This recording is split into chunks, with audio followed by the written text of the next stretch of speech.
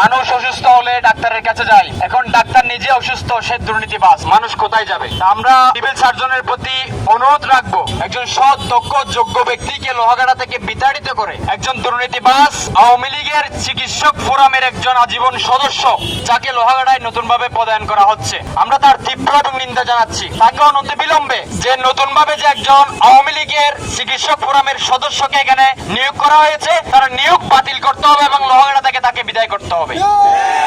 অন্যথায় আমরা পরবর্তী কর্মসূচি দিতে বাধ্য হব। কোন আওয়ামী লীগ এবং বাংলাদেশ একসাথে চলতে পারে না।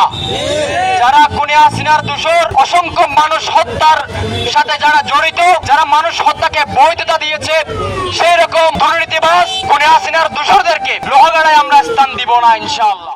5 আগস্টের পরে এই মানবিক ডাক্তার লোহাগাড়ায় স্বাস্থ্য কমপ্লেক্সে আসার পর থেকে উনি বিভিন্ন ধরনের ব্যক্তিদের থেকে উনি ব্যবস্থা করেছেন, IBS এর ব্যবস্থা করেছেন, দীর্ঘদিন বন্ধ ট্রমা সেন্টার, সেই ট্রমা সেন্টার চালু করেছেন, বিভিন্ন রাজনৈতিক নেতৃবৃন্দদের সহযোগিতা নিয়ে, সরকারের সহযোগিতা নিয়ে, সকলের সহযোগিতা নিয়ে উনি প্রত্যেকটি সেক্টর চালু করেছেন এবং দীর্ঘদিনের মানুষের দাবি ছিল লোহাগাড়ার স্বাস্থ্য কমপ্লেক্স একটি নামাজের স্থান, সেই সুন্দর পরিবেশে নামাজের স্থান তিনি চালু করেছেন।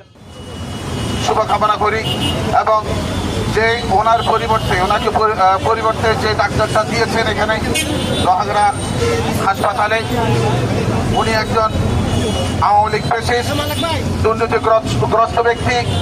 আমরা তার পদায়ন, লোহাগাড়া তার পদায়ন আমরা কোনোভাবেই মেনে নিতে পারবো না। যদি ওনাকে আমাদের লোহাগাড়ার মধ্যে দেওয়া হয়, আমরা দুর্বার আন্দোলন করে তুলব। বর্তমানে আরেকটা চরমবার মানুষের জন্য সুখবর বিষয়, সেটা হচ্ছে চরমবাই কোনো সাব সেন্টারে ডাক্তার ছিল না। গত সপ্তাহ থেকে উনি চরমবাই 2 দিন করে ডাক্তারের ব্যবস্থা করছেন। সেই লক্ষ্য